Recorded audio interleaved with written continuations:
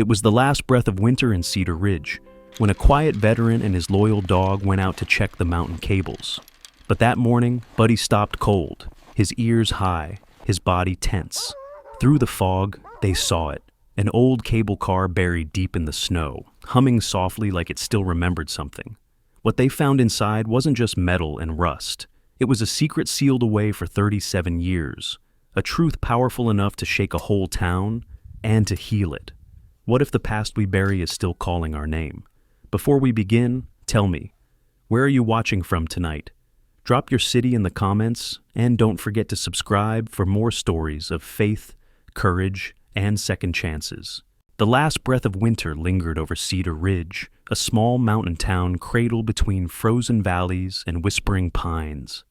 The air smelled faintly of metal and pine sap, and a thin layer of snow shimmered like worn glass beneath a gray morning sky. It was one of those days when silence wasn't peace.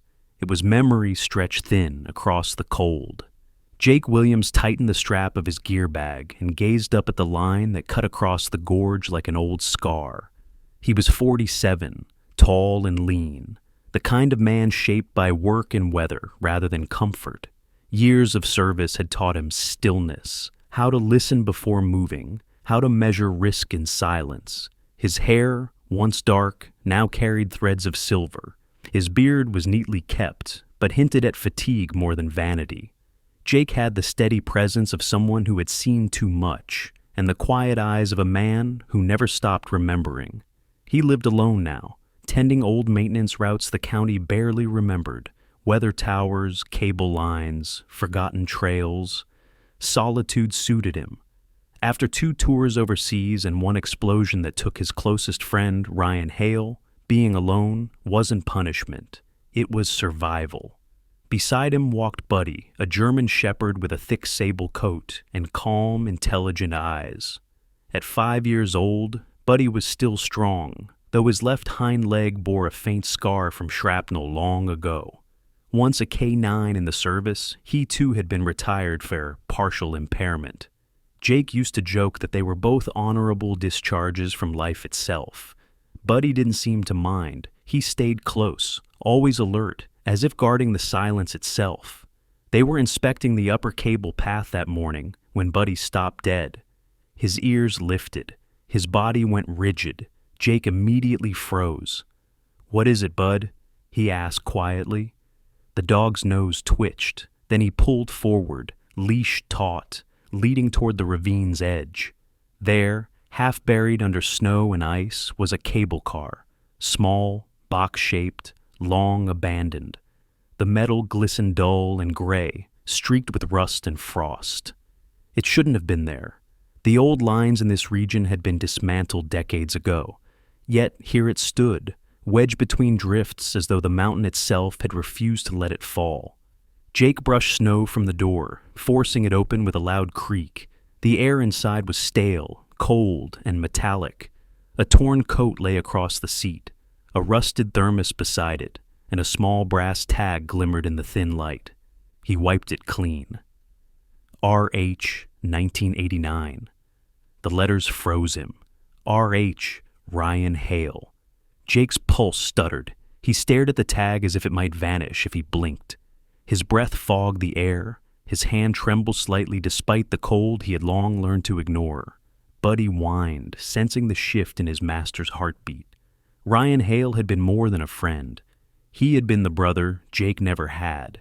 They'd served together in a combat engineering unit, surviving ambushes and desert storms.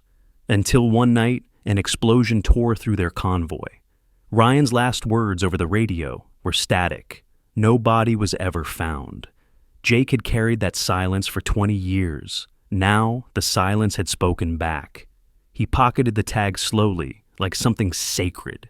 His eyes swept the cabin. Old tools, scraps of paper, a patch from a defunct construction company named Summit Lines. Everything here belonged to the same era as Ryan's disappearance. Logic said coincidence. Memory said no. He stepped out into the open air. The wind rose, sliding across the valley with a long metallic hum from the cables above. For a moment, It sounded almost human. Jake turned toward the echoing sound, his jaw tightening. "You'd better not be haunting me, Hale," he muttered, the faintest edge of humor softening the ache in his chest. He and Buddy made their way down the slope. The snow under their boots whispered with each step. When they reached the tree line, Jake glanced back once more. The cable car stood silent, half hidden by the drifting snow, like a secret that wasn't finished telling itself. Home was a small cabin tucked between pines, its chimney leaning slightly from years of storms. Inside smelled of cedar, smoke, and old tools. Buddy curled near the stove while Jake sat at the table, staring at the brass tag on the wood grain. He opened a box labeled Ryan, filled with old letters, faded photos, and a silver bracelet engraved with their initials. Jake placed the tag beside it. The gesture felt final, but his heart said otherwise. Outside, the wind began to die. The cables overhead groaned once more, faint and low, almost like a voice. Jake leaned back in his chair, staring at the window where snow was falling again, soft and slow. He felt the same heaviness he used to feel before missions, when he didn't yet know what waited on the other side. He closed his eyes briefly, whispering, "We'll go back tomorrow." Buddy stirred by the stove, tail thumping once against the floorboards as if in answer. The fire popped, casting golden light against the walls, and for the first time in years, Jake didn't feel completely alone. Outside, the snow covered their footprints. The mountains stood still, but somewhere deep within, the wire in the snow began to hum again. Low, steady, patient, as if the past had found its voice. The storm had passed, leaving behind a sky glazed with frost and a silence that felt almost alive. Jake sat at his wooden table, the brass tag beside his coffee mug catching the glow of the lamp. He had photographed it and sent the image through an old contact, hoping for something. Anything. The reply came hours later.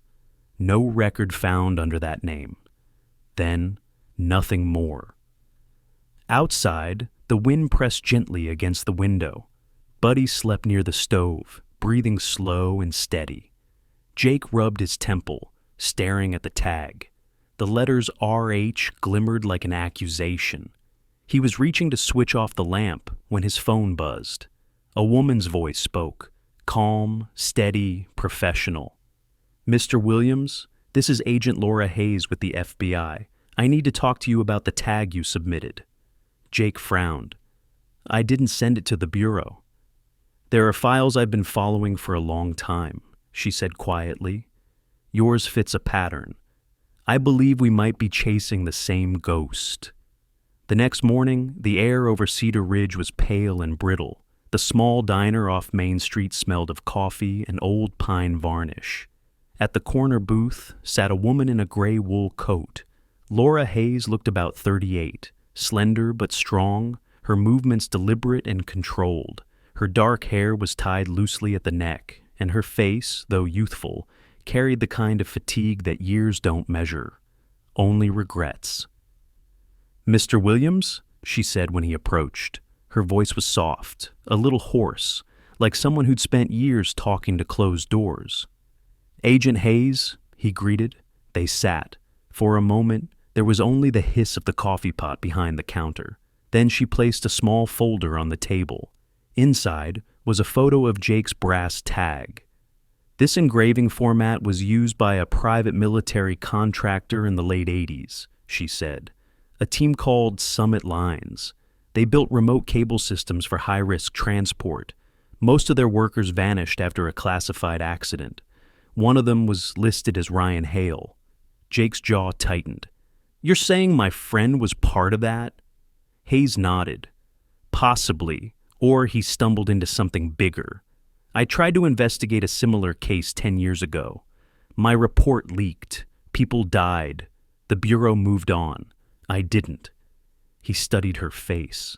There was no self-pity there, only the calm of someone who'd already paid for her mistakes. "Why call me?" he asked.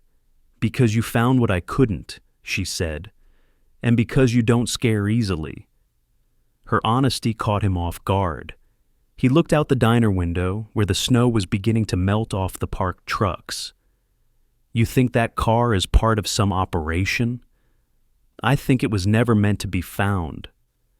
The next morning, she met him again, this time not alone. A man stepped out of a county jeep at the trailhead, thick-set and broad-shouldered, his cheeks weathered from years in the field. "Tom Keller," he introduced himself, voice gravel-deep but kind. "Deputy out of Pine Bluff Station. Laura said you're the guy who found that ghost train." Jake shook his hand. "Something like that?" Tom grinned faintly. "Well, I don't scare easy either, but I don't hike before coffee." He gave Buddy a friendly pat. The dog allowed it, though his eyes stayed sharp. They hiked toward the gorge. The air was crisp, the snow compact underfoot. Buddy trotted ahead, tail low but ears high. As they neared the ridge, Jake noticed the tracks first, boot prints, small, recent. "Someone's been here," he said. Hayes crouched, brushing the snow lightly. 48 hours, maybe less, too clean to be old. They reached the cable car. Frost glittered on the frame like broken glass. Inside, the air smelled of rust and time. Hayes ran her fingers along the wall and froze. There, faint but visible, someone had scratched a number, 3, and beneath it, the letters RH. Jake felt the air leave his lungs. He was here. Hayes didn't answer right away. She pulled out her notebook, writing quickly. Or someone wants us to believe he was. They worked in silence, photographing the evidence, marking coordinates. Tom stood outside, scanning the tree line. The wind had begun to shift again, carrying the slow creak of metal across the valley. When they finally packed up, the sun was sinking behind the peaks.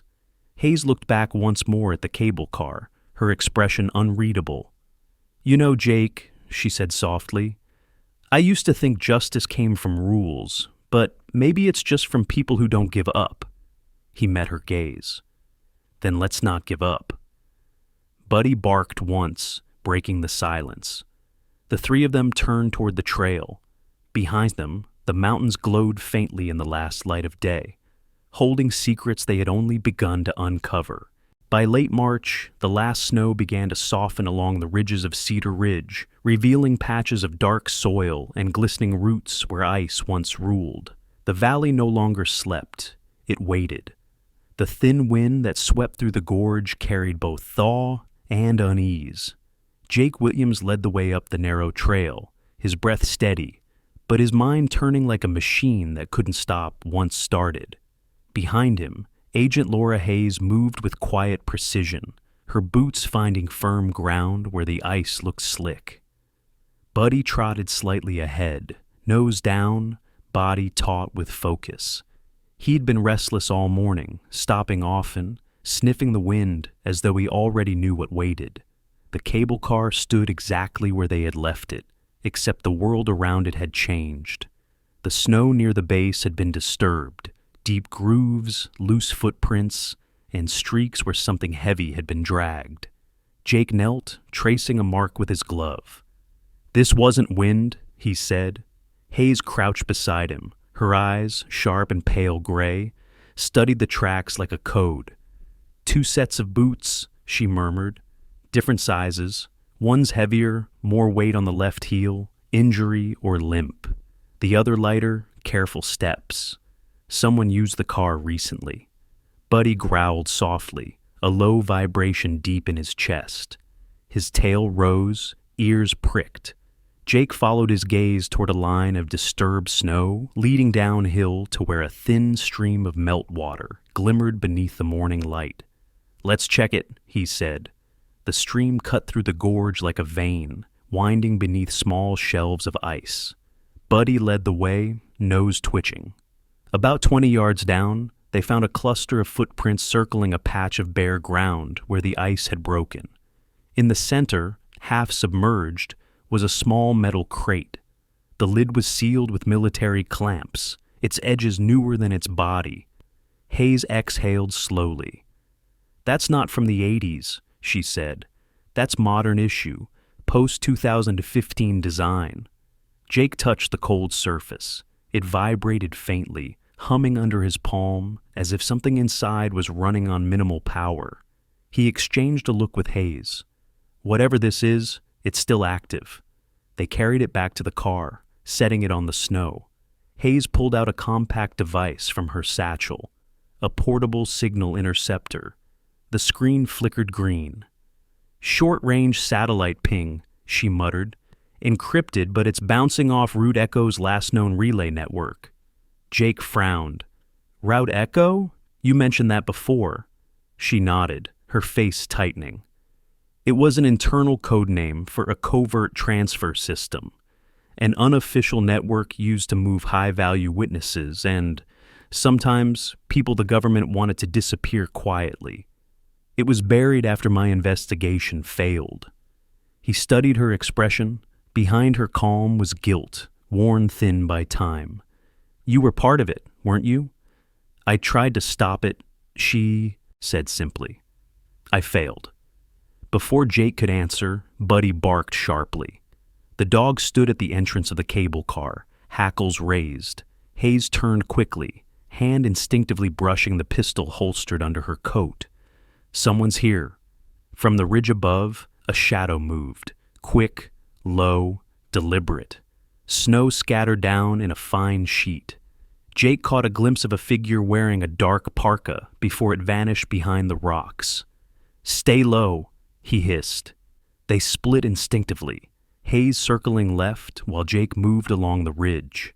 Buddy stayed beside him, body low. The air felt heavier now, each breath edged with frost and adrenaline. Then, a sudden crack of movement. Jake swung around the rock face and stopped. The man crouched near the slope, trying to cover a trail with a branch. He was in his early 40s, medium height, wiry build. His face was windburned, his beard rough, eyes darting with the alertness of someone who had been hunted too long. When he saw Jake, his expression flickered, not fear, but recognition. You're late, the man said quietly. Jake froze. Do I know you? The stranger hesitated, his breath clouding in the cold air. You should. You're carrying his name around your neck. Hayes stepped out from behind the rock, weapon drawn but lowered. Who are you? He raised his hands slowly, showing he was unarmed. Name's Caleb Ward. Used to work maintenance for Summit Lines, same as your friend Ryan Hale. I was there when everything went wrong. His voice was rough, touched with mountain grit, but there was something steady beneath it, a tone of a man who'd lived too long with the truth. Jake's pulse quickened. You knew Ryan? Caleb nodded once. Knew him, worked beside him. He found out what they were doing, moving people through these mountains, not cargo. When he tried to expose it, they sent us to shut the line down. Only it wasn't shut down. They buried it, and they buried him with it. Hayes lowered her weapon slightly. You're saying the network still operates? Caleb's gaze flicked toward the car. Not officially. A few of the old hands kept it alive. Quiet transfers, the kind no one wants on record. Money comes through private security firms now. Clean, legal on paper. I tried to get out. Jake stepped closer. Then why are you here? Caleb's voice cracked slightly. Because someone's cleaning house. 2 of my old team are dead. And yesterday, I found this. He pulled a folded photograph from his pocket, edges crumpled from handling. It showed the same crate they'd just uncovered, only in the photo, it sat open. And inside was a black device with a blinking blue core, half the size of a shoebox. Hayes took the photo carefully. What's inside? Caleb shook his head. Don't know. Some kind of data storage. Ryan called it the ledger. Whatever it held was enough to get him killed. Jake stared at this crate. Then this could be it. Could be, Caleb said, his voice low. Or it could be a trap. A gust of wind howled through the gorge, scattering loose snow. Hayes looked at Jake. We need to move this somewhere safe.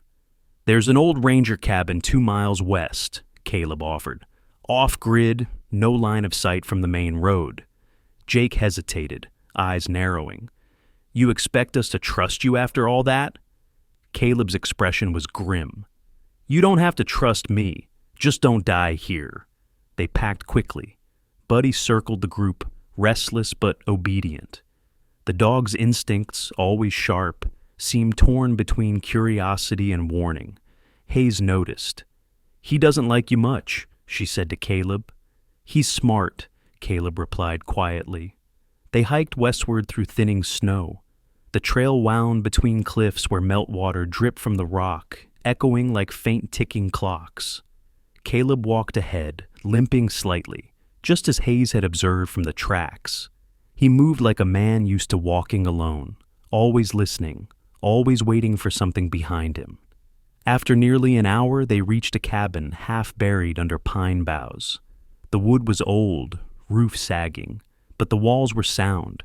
Inside, dust coated everything except a small table near the window, where recent footprints marked the floor. Hayes frowned. Someone's already been here. Caleb checked the corners. They come through sometimes. Couriers, maybe, but it's safe enough for now. Jake and Hayes set the crate on the table. Hayes began working on the latch, careful not to disturb the internal mechanism. As she worked, she spoke softly, almost to herself. If this really is Ryan Hale's ledger, it could prove that Root Echo never ended. That means every cover-up, every name erased. It's all still happening. Jake watched her hands tremble slightly despite her composure. You lost people to this, didn't you? Her eyes didn't lift. A partner. He trusted me with a case file I couldn't protect. His family never got an answer.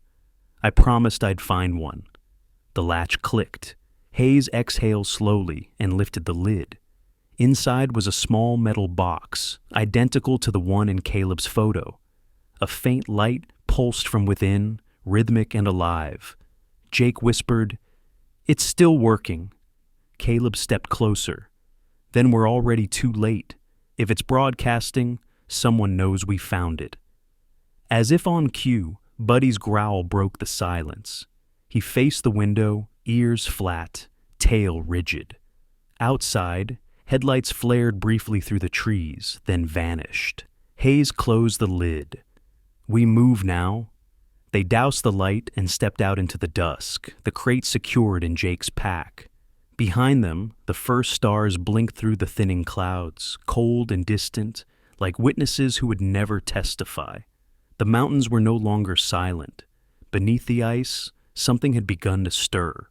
The thaw came slowly that week, turning Cedar Ridge from a kingdom of white into a tapestry of brown earth and silver puddles.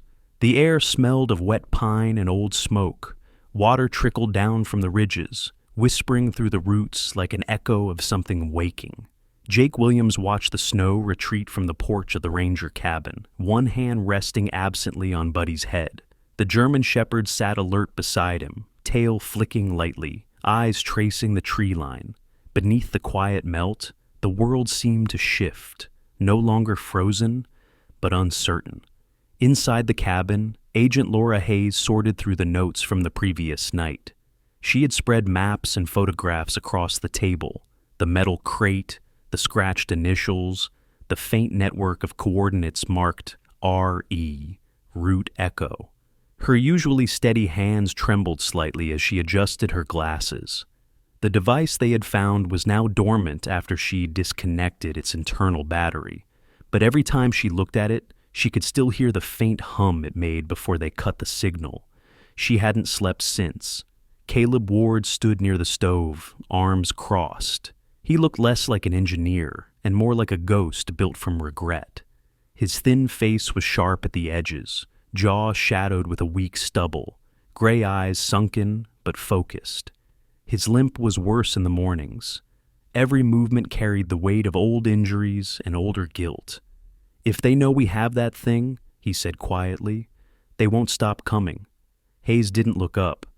They already know. The signal broadcasted long enough. Jake walked in, shaking off his coat. Then we make sure when they do come, they don't find us alone. Caleb frowned. Meaning? Jake leaned against the counter. Meaning it's time to tell the people who still believe this town matters. Later that afternoon, as mist rose from the thawing ground, Jake and Hayes drove back into Cedar Ridge. The town was small, barely a few hundred people, its main street lined with weathered buildings, old wooden porches, and signs faded by years of snow and wind. Spring came late here, and even now, the pines still carried frost at their roots. Yet life went on. The diner's windows glowed with lamplight. The smell of coffee and fried eggs drifted into the street. Jake parked the truck outside and pushed open the door. The bell jingled. Behind the counter stood Maria Lopez, the diner's owner, a woman in her late 50s with warm olive skin, black hair streaked with silver, and a smile that had survived too many storms. Her hands were strong and calloused, moving with practiced rhythm as she wiped the counter. Maria had lived in Cedar Ridge her whole life. She had fed miners, loggers, and drifters, and had buried 2 husbands. The town often said her heart was made of the same steel as her coffee pots. "Jake Williams," she said, raising an eyebrow. "I thought the mountains finally ate you." He smiled, faintly. "Not yet." Maria's eyes flicked to Hayes, assessing her in a single glance. "And this must be trouble." Hayes met her gaze evenly. "The kind that doesn't pay for coffee." Maria chuckled and poured 2 cups. "Then you'll need it more than most." At the far end of the diner, a man sat repairing a pocket watch with thick-scarred fingers. Frank Dorsey, the town's mechanic and unofficial engineer. He was in his mid-50s, broad-shouldered, with a gray beard that grew unevenly and eyes the color of worn copper. Years of welding had left faint burns across his forearms. He looked up as Jake approached. "You only show up when something's broken," he said. Jake nodded toward the door. "You're not wrong." Beside the counter, Tom Grady, a one-legged veteran who spent most of his days fixing fishing nets and mentoring local kids, looked up from his stool.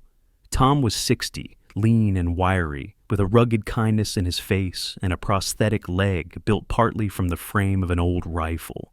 His humor was dry but never cruel. "If this is another one of your good deed adventures, Jake, count me out," he said. "The last time we helped you, Frank nearly set his shed on fire." Frank snorted. "That was your idea, you old fool." Jake waited for their laughter to settle, then his tone turned serious. "I need your help again, but this time it's different. There's something up in the gorge, something that shouldn't exist." He told them about the cable car, the initials, the metal crate, and the signal Hayes had intercepted. He didn't mention everything. Some truths were still too sharp, but enough for them to see the danger. The diner fell silent. Even the hum of the old refrigerator seemed to pause. Maria crossed her arms. "You're saying there's a government network using our mountains?" Hayes spoke softly. "Used to. Maybe still is." Tom let out a slow whistle. "Well, that explains the unmarked trucks last winter. Thought I was seeing ghosts." Frank leaned back. "So what do you want from us?" Jake looked at each of them in turn. Eyes, ears. "If anyone new comes into town, we need to know. If anything strange happens near the ridges, lights, engines, movement, you tell me or Hayes immediately. And I'll need the workshop tonight." Frank hesitated, then nodded. "I'll rig up some motion lights and old radio triggers. Might spook wildlife, but they'll work." Maria placed her hands on her hips. "I'll handle people. Nothing happens in this town without someone stopping for coffee first." Tom grinned. "And I'll keep watch by the bridge. Don't worry, I still shoot straight." Hayes observed quietly, her expression softening. It had been years since she'd seen people move for something that wasn't personal gain. "You all do this," she said, "just because he asked?" Maria shrugged. "We've all been broken in different ways. Agent Hayes, sometimes helping fix something else keeps the pieces of your own soul together. That night, the town came alive in quiet ways. Frank and Jake worked in the mechanic's garage, setting up makeshift sensors and wiring old car batteries into a network of warning lights. Sparks lit the darkness, and Buddy watched from the doorway, ears twitching with every crackle. Across the road, Tom positioned himself by the bridge with a thermos of coffee and a battered rifle resting on his lap. In the diner, Maria pretended to clean tables while her sharp eyes scanned every stranger who came through the door. By midnight, the first test worked. A bell rigged to a motion wire near the ridge clanged once, echoing faintly through the trees. Jake and Hayes drove out to check. Nothing. Just snowmelt running in thin rivulets down the slope, but the sound stayed in their minds like a promise. On the drive back, Hayes watched the lights of Cedar Ridge flicker in the valley below. "You built all this in a night," she said softly. Jake glanced at her. "No, it was already here. All I did was ask." For the first time in a long while, she smiled, small, tired, but genuine. "You're lucky," she said. "People still believe in you." Jake looked out at the road ahead. "No, they believe in what's right. I just reminded them." Buddy shifted in the back seat, resting his head against the window, eyes half closed. Outside, the thaw continued, the snow receding like a tide. The town between two seasons kept watch, holding its breath between what had been and what was coming. And for the first time, Hayes didn't feel like she was fighting alone. The night before March 15th came colder than expected, the kind of chill that crept under doors and whispered against windows. Cedar Ridge lay beneath a sky scattered thick with stars, the kind of sky that felt eternal and watchful. The mountains glimmered faintly in starlight, while frost reclaimed the edges of the thawing ground. In the distance, a lone coyote cried, a sound so thin it seemed to slice the silence in two. Inside the ranger cabin, a small fire crackled, throwing soft orange light across the walls. Agent Laura Hayes sat at the wooden table, phone in hand, her thumb hovering over a message she could not send. The text glowed faintly on the screen. "Leak confirmed. Internal contact compromised. Proceed with caution." It was from an old friend in D.C., someone she trusted once, long ago. She reread it 3 times before deleting it. There was no safe channel anymore. Someone inside the Bureau had discovered her off-the-record investigation, and now, if she reported anything through official lines, the entire case, the ledger, the cable car, the network, would be scrubbed clean. Again. Just like before. Across the room, Jake Williams tightened a bolt on a coiled length of old steel cable, his sleeves rolled to his elbows. The faint metallic clang filled the silence between them. Buddy lay nearby, chin resting on his paws, ears twitching every few seconds, as if listening to something beyond the walls. The firelight gleamed in the shepherd's amber eyes, catching the quiet intelligence there. Hayes finally spoke, her voice low. "They know?" Jake looked up. "Who?" "Someone in the Bureau, maybe higher. They leaked my request logs. If I go through them again, it's over. The files will vanish, and with them, every trace of Ryan Hale, Route Echo, everything." He studied her face, drawn but resolute, framed by the flickering light. "So, what now?" Hayes hesitated, then turned off her phone and slid it aside. "Now we finish what we started, quietly." Jake nodded. "Good. Because I've been working on something that doesn't need a signal." He stood and led her outside. The cold bit instantly at their skin, the snow crunching beneath their boots. Under the half moon, he showed her what he'd built. A crude network of reflective cables strung between trees across the lower ridge, each one attached to small metal plates scavenged from Frank's workshop. When light hit them, even the smallest glimmer would bounce down the line like a trail of stars. "It's old engineering," Jake said. "Manual signal relay. If things go wrong, this'll guide people here from the valley. Rescue teams, locals, anyone still standing." Hayes ran her gloved hand along the cable. "You built all this in one night?" Jake shrugged. "Had help." From the shadows, Frank Dorsey emerged, his thick frame wrapped in a patched jacket, a headlamp resting on his beanie. His breath came out in short bursts, fogging in the cold. "You didn't think I'd let the kid have all the fun," he said, nodding toward Jake. Behind him, another figure approached, Maria Lopez, carrying a thermos and a lantern. Her scarf fluttered in the wind, and though her face was tired, her eyes were fierce. "Brought coffee. You can fight conspiracies all you want, but not without caffeine." Hayes almost smiled. "You shouldn't be out here." Maria waved her off. "My diner closes at 10, and gossip dies by midnight. I'm safer here." The faint sound of crunching snow came from the slope behind them. Buddy growled once, low and sharp. Everyone turned. From the shadows, Tom Grady appeared, balancing on his prosthetic leg, rifle slung across his shoulder. "You all make more noise than a church choir," he muttered, grinning. "Figured you could use someone who can still see straight." For a brief moment, Hayes looked around at the small group, this makeshift coalition of civilians, veterans, and friends. None of them had authority, funding, or backup. Yet, for the first time in years, she didn't feel outnumbered. She felt anchored. Jake secured the last of the reflective wires, then crouched beside Buddy, scratching gently behind the shepherd's ear. "You hear that?" he murmured. The dog's ears twitched. Somewhere beyond the ridge, a faint hum drifted through the air, distant but mechanical.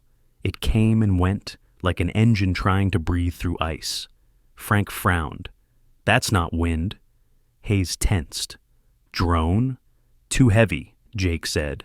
"That's ground machinery, probably a generator."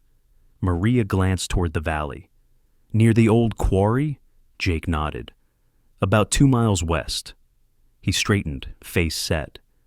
"They're setting up another relay, probably to track the crate's signal before it went dark." Hayes took a deep breath.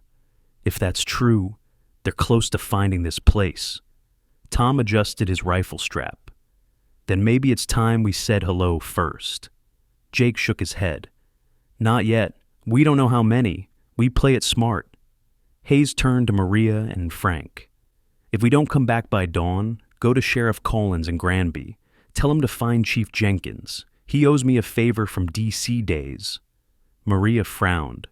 "And what do we tell him?" Hayes's voice softened. "Tell him Root Echo is alive again." They moved out in pairs, Jake and Buddy leading the way, Frank and Tom behind them. Hayes followed last, keeping low, her flashlight covered by a glove. The night pressed close around them, heavy with the smell of cold iron and pine sap. As they neared the quarry, the hum grew louder. Through the trees, faint light pulsed from below. A campsite of sorts, built around the mouth of an old tunnel. 3 figures stood near a portable generator, their breath visible in the air. They wore no uniforms, only dark jackets and unmarked gear. Jake motioned for the group to stop. Hayes crouched beside him, raising her binoculars. The faces came into focus. 2 men, 1 woman. The woman was young, maybe late 20s, hair tied in a tight braid under a cap, her movements sharp and practiced. The men were older, built solid, with the stillness of professionals who had done this before. Hayes studied the woman carefully. There was something familiar about her stance, her gestures. Then it hit her. The woman had once trained under her in Quantico. Agent Naomi Cross. Hayes's stomach sank. Naomi had vanished from the Bureau 3 years earlier after a classified mission in Nevada went bad. Now she stood in the cold, laughing quietly as one of the men checked a tracker device. Naomi looked up suddenly as though sensing eyes on her. Her gaze swept the tree line. For a second, her eyes met Hayes's. There was no recognition, only calculation. Then she said something to her team, and the generator's hum ceased. The light went dark. Jake whispered, "They saw us!" Hayes's heart hammered. "Back, now!" They slipped away through the trees, every step measured. Buddy stayed close to Jake's leg, his breath puffing in controlled bursts. Behind them, faint footsteps echoed once, then silence. By the time they reached the ridge again, the stars had dimmed behind a thin veil of clouds. Hayes leaned against a tree, catching her breath. "She's one of ours," she said softly. "Or was." Jake stared at her. "You think they sent her to stop us?" "No," Hayes said, eyes distant. "They sent her to erase everything we've found." The group fell silent. Somewhere in the valley below, a lone bell from Frank's motion trap clanged once, then again. Jake met Hayes's gaze. "They're moving." She nodded slowly. "Then so are we." The wind rose, carrying the first hint of snow again. A strange, circling storm that didn't belong to any season. Buddy looked up, ears pricked as if hearing something the humans couldn't. Hayes followed his gaze. Far below, in the darkness, a single light blinked once from the quarry, then vanished. The night went still. Tomorrow would not wait. It was 1 a.m. when the first sound of engines reached the ridge, low, distant, and deliberate. The kind of sound that didn't belong to the mountains. Jake Williams lifted his head from the snowbank, eyes narrowing. Through the darkness, a faint glow moved across the switchback road far below. A convoy of black SUVs, their headlights slicing through fog like surgical blades. The convoy stopped near the mouth of the old quarry, the same place they had seen Naomi Cross and her team only a night before. Jake signaled silently to the others. Frank Dorsey crouched behind a fallen log, face half-shadowed by moonlight. The mechanic's usual calm was gone. His broad shoulders tensed as he checked the trigger of his hunting rifle, hands steady despite the cold. Beside him, Tom Grady adjusted his prosthetic leg, jaw tight. "They're early," he muttered. "I figured we'd have till dawn." Agent Laura Hayes knelt near Jake, her breath forming pale clouds. She wore no badge now, only a dark coat that blended into the snow.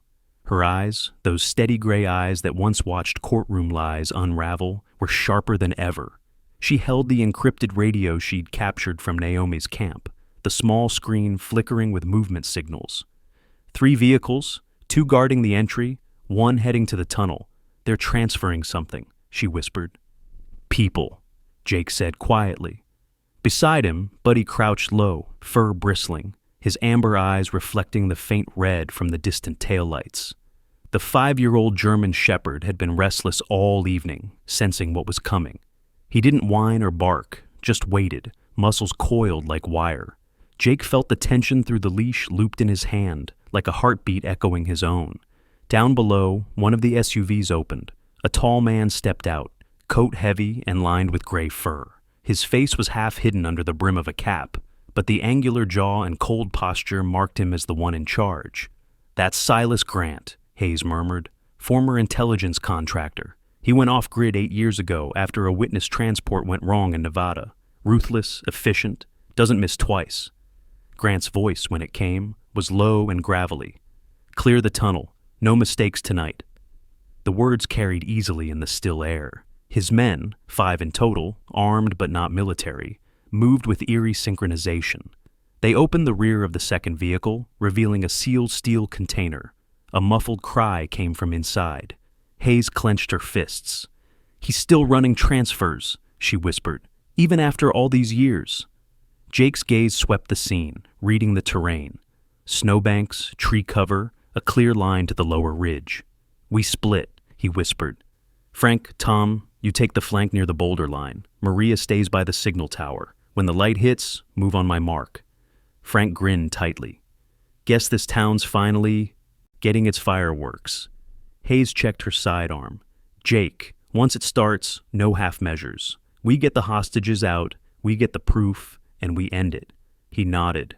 "Agreed." Minutes stretched into silence. The forest seemed to hold its breath. Then, a faint metallic ping echoed down the slope. Frank had activated the light relay Jake built days earlier. The first mirror flashed once, then twice. The signal bounced through the trees like starlight. Grant turned, frowning. "Lights! Check the ridge!" But it was too late. From the dark came a blur of motion, Buddy lunging out of the snow with a snarl that tore through the night. He hit the nearest guard, jaws clamping onto the man's forearm. The guard screamed, stumbling backward, weapon clattering to the ground. The convoy erupted into chaos. Jake broke from cover, sprinting down the incline, snow spraying around his boots. Hayes followed, precise and swift, her weapon drawn but steady. Tom and Frank emerged from the trees opposite, using the confusion to their advantage. Bullets cracked through the air, sharp and brief. Buddy ducked, circling back as Jake reached the first vehicle.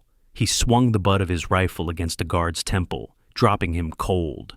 "Cover me!" Hayes shouted, diving toward the steel container. She ripped open the lock with Frank's crowbar, metal shrieking in protest. Inside, dim emergency lights flickered. 11 people huddled together, men and women, pale, trembling, some still in restraints. "It's okay," she said quickly, voice soft but firm. "You're safe now. Stay low." Grant saw her then. "Hayes!" he barked, fury cutting through the gunfire.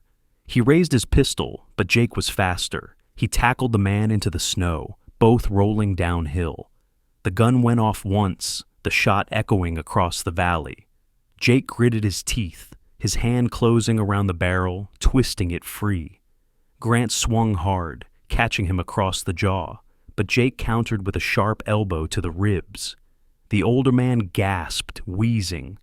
"You don't understand," Grant snarled. "You're saving ghosts. None of this matters anymore." Jake pinned him down, the cold steel of the pistol pressing against Grant's collar. "Then you shouldn't be afraid of daylight." Hayes joined him, cuffs in hand. "Federal custody," she said, voice steady. "You have the right to stay silent, but I don't recommend it." She clicked the cuffs shut around his wrists. From behind, Frank called out, "We've got the others clear." Maria's light signal flared from the ridge, casting long glints through the fog. The sound of approaching sirens, real ones this time, echoed faintly from the valley road. Hayes exhaled, a tremor running through her.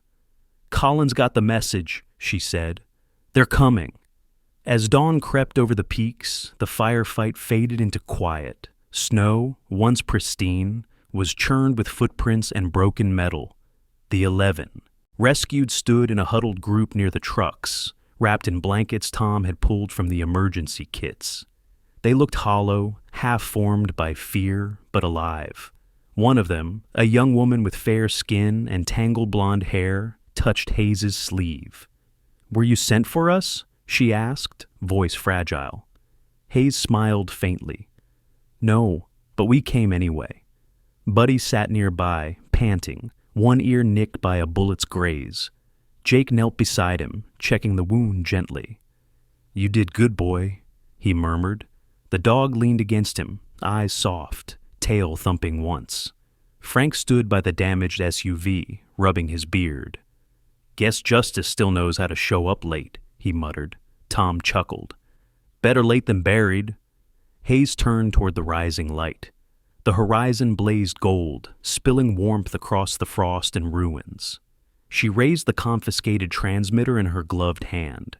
Inside, its display flickered with coordinates, dozens of them, stretching across the Rockies. Route Echo had not just been one line. It had been a network, alive and pulsing beneath the country's skin. Tears welled in her eyes. 10 years of guilt, sleepless nights, and unanswered questions, all converging in the thin mountain air. Jake stepped beside her. "You okay?" She nodded slowly, voice breaking. 10 years, she whispered, "but we made it in time." The mountains stood silent again, as if listening. Above them, the first bird of spring crossed the sky, gliding on the thawing wind. The ice had broken. By late April, the last of the mountain frost had melted into the soil. The river that had once been a silver thread of ice now ran bright and alive through Cedar Ridge Valley. The air smelled of wet earth, pine sap, and smoke from new lumber. In the mornings, fog clung to the trees like breath refusing to leave, and by noon, sunlight pooled across the roofs of the small town. For the first time in months, the mountains felt less like witnesses and more like guardians. It had been 3 weeks since the night of the raid. news outlets had begun to run cautious headlines. Private intelligence network dismantled in Colorado mountains. Former agents linked to illegal transfers. No official mention of Root Echo appeared, only vague references to unsanctioned operations and evidence recovered by local cooperation. The Bureau's silence was expected. The truth, as Hayes once said, rarely looked good in daylight. But in Cedar Ridge, people didn't need the headlines. They had seen enough to understand. Jake Williams stood near the ridge, surveying what was left of the old cable station. The structure had been cleared of debris, its rusted metal beams now stacked neatly beside piles of new lumber. In place of the cracked foundation, fresh wooden posts rose under the morning light. The townspeople had gathered over the past week, volunteers with calloused hands and weather-beaten faces. Some were veterans like Tom Grady, others local carpenters, and a few simply curious souls who wanted to build something right where so much wrong had happened. "Careful with that beam," Frank Dorsey called from a few feet away. The big mechanic wore a flannel shirt rolled to his elbows, his beard now flecked with sawdust. Despite his usual gruff tone, there was a hint of pride in his voice. He had designed the new structure himself, sketching plans late into the night on diner napkins. "We don't need another accident before opening day." Across from him, Maria Lopez handed out sandwiches wrapped in parchment paper. Her laughter carried easily through the air, a sound that seemed to melt what little cold remained. "If you men spent half as much energy eating as you do arguing, we'd be done by now," she teased. Jake smiled faintly. "You've been saying that since the roof started," she winked. "And it's still true." Hayes stood a few yards away, leaning against the hood of her rental truck, watching the scene quietly. She had traded her black bureau coat for a simple gray jacket, her hair pulled back loosely. The exhaustion that once shadowed her face had softened into something gentler. The lines around her eyes remained, but they spoke now of relief rather than regret. She still kept to the edges, content to watch rather than lead. Caleb Ward was there too, though few noticed him at first. The former engineer had decided to stay in town, quietly, without drawing attention.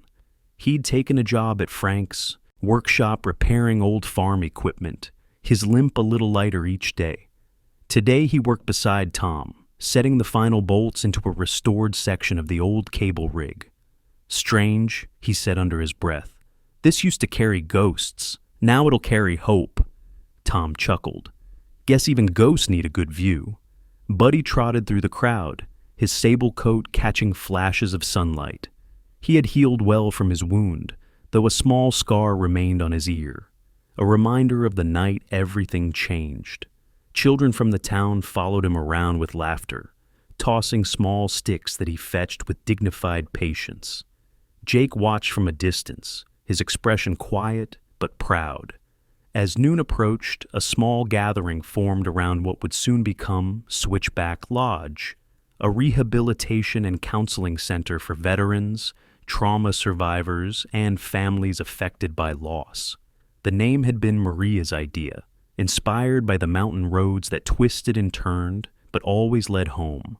Hayes stepped forward to address the group. She hadn't planned to speak, but the moment felt too heavy for silence.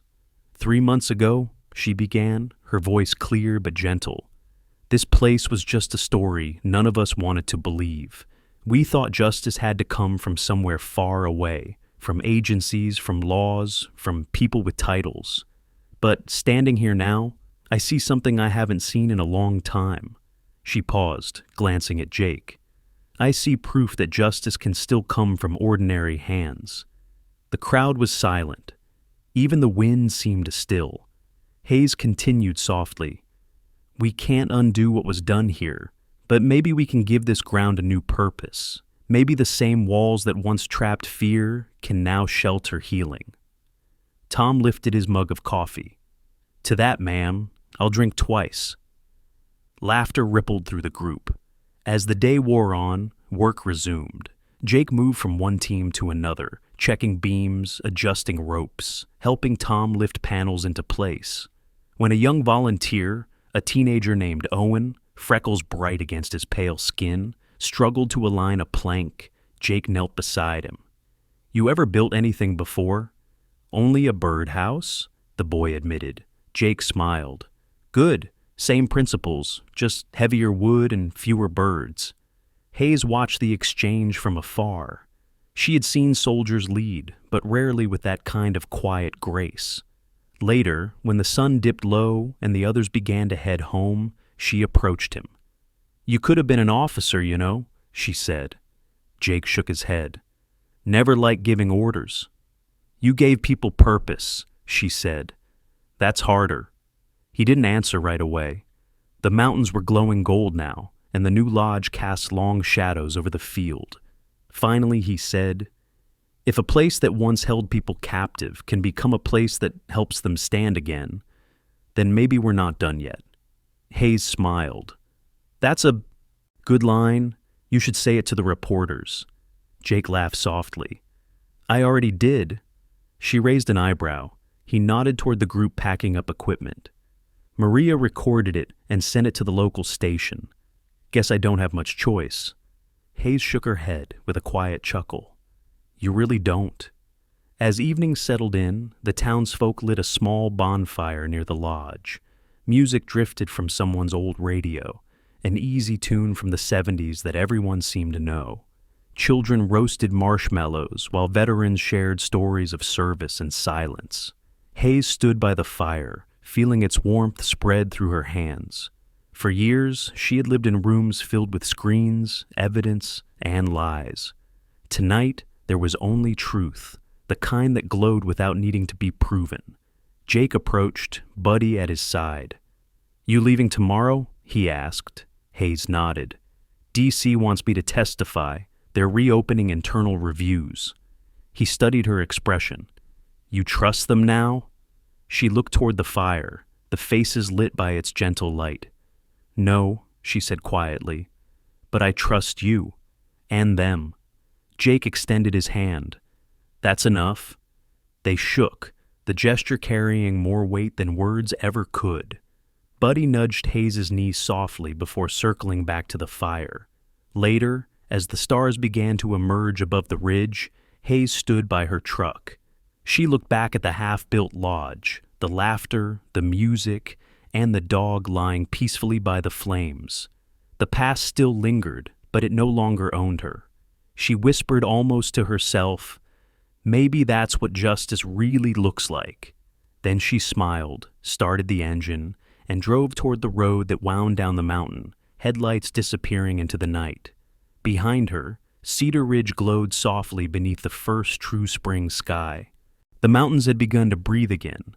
By early May, Cedar Ridge was washed in green and gold, wildflowers pushing through soil that had slept too long, streams sinking louder each morning as if making up for lost time.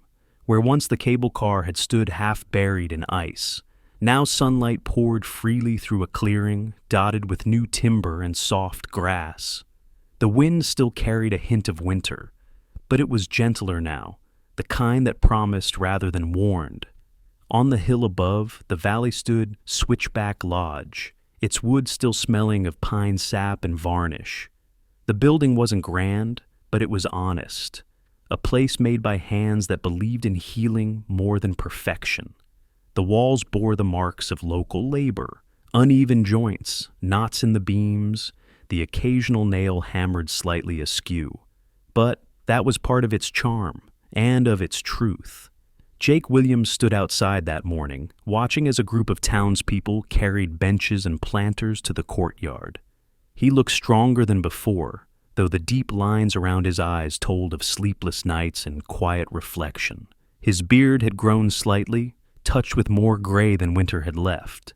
Buddy lay beside him, tail thumping lazily against the wooden steps, ears twitching at every new sound, hammering, laughter, a bird song from the ridge. Frank Dorsey, wiping his brow with a rag, stepped up beside Jake. His flannel shirt was rolled to the elbows again, grease smudged across one forearm. Never thought I'd see this place finished, he said. Jake gave a small smile. It's not finished, it's just beginning. Same thing, Frank muttered, but there was pride in his voice. Maria Lopez came bustling out from the lodge's front door, apron tied loosely over her spring dress. Her silver-streaked hair was pinned up, though a few strands had already escaped in the wind. If any of you think I'm cooking for this many people again without help, you're wrong, she announced. Next time, we hire a caterer. Next time, Tom Grady called from his spot by the fence, where he was trimming a plank to size with his prosthetic leg, balanced steady against the ground. You planning another grand opening already? Maria shot him a glare softened by affection. If you live long enough, old man, maybe you'll see it. Laughter rippled through the workers. Even Buddy barked once, as if in agreement. Inside, sunlight spilled through the large windows of the common hall, glinting off frame photographs. Images of mountain trails, rescue dogs, veterans working side by side with volunteers. The smell of coffee and fresh varnish filled the air. Near the back wall stood a small brass plaque that read, Switchback Lodge, built by the hands of Cedar Ridge, for those learning to stand again. Hayes had written those words herself, though she hadn't told anyone. She stood quietly in a corner now, observing as the finishing touches came. Together. Her dark hair was shorter than before, her posture less guarded. The gray jacket she wore was simple, but the silver bureau badge tucked discreetly in her pocket glimmered when light caught it, a reminder of a past she was still learning to forgive. When the ceremony began, the whole town gathered. Children sat on the grass with paper flags they'd drawn themselves. Veterans from neighboring counties stood shoulder to shoulder, many wearing faded caps or jackets from units long retired. A soft hum of conversation filled the air, underscored by the wind moving through the pines. Caleb Ward stood near the edge of the crowd, his limp barely noticeable now. He had cleaned up well for the occasion, shirt pressed, hair combed back, but his hands fidgeted with a small folded piece of paper. It was a letter Jake had found inside one of Ryan Hale's old field manuals recovered during the cleanup of the tunnel site. Caleb hadn't been ready to read it until today. As the town fell silent, Maria stepped forward to the small wooden podium. Today, she said, voice strong but warm, we open the doors of Switchback Lodge not as a monument to pain, but as a promise to healing. This land remembers, but so do we. And we choose to remember kindness. Applause rolled through the air like a gentle wave. Then Frank and Tom carried something forward, a metal post salvaged from the original cable car. Its surface had been polished until it shone faintly in the sun. At its top hung a newly restored brass bell, small but heavy, the same one Jake had found buried under the snow months earlier. On its rim were engraved the letters, R.H. 1989. Jake stepped up to the podium. His voice was calm, steady, and low, the kind that carried further than loudness ever could. We don't know everything about what happened to Ryan Hale. Maybe we never will, but his name, and the names of those who were lost, built the foundation for this place. They remind us that silence is not the same as peace. He paused, letting the words settle. Hayes watched from the crowd, eyes shining. Jake continued. When I was asked if I wanted to speak to the press, I said no, because this isn't my story.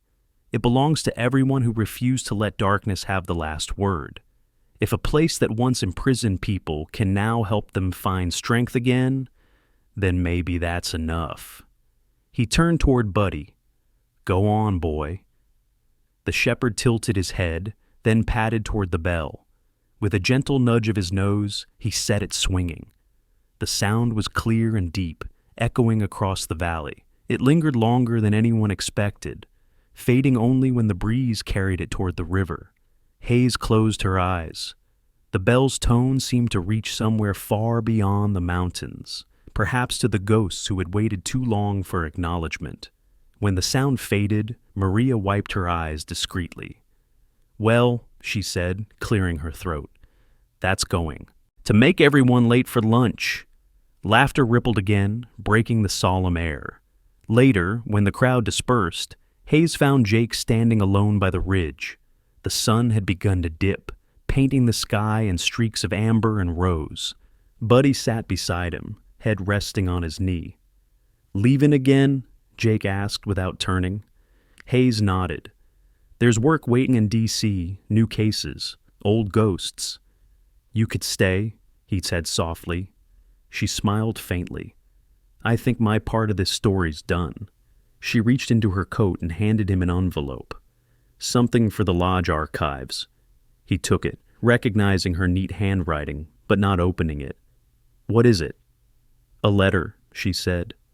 "A thank you. For reminding me what justice is supposed to feel like." Before he could answer, she turned toward the road. The wind caught her hair as she walked away, carrying it across the valley. She didn't look back, but Jake didn't need her to. As the first evening lights flickered across the lodge, Buddy rose and walked to the bell once more. He sniffed at it, then gently pushed with his nose. The sound rang out again, softer this time, mingling with the distant laughter of townsfolk and the rustle of spring leaves. Jake looked up toward the sky. The last snow had melted, but something of winter remained in the air, a reminder that even the hardest seasons leave their mark. Yet, in the distance, over the ridge, sunlight still broke through.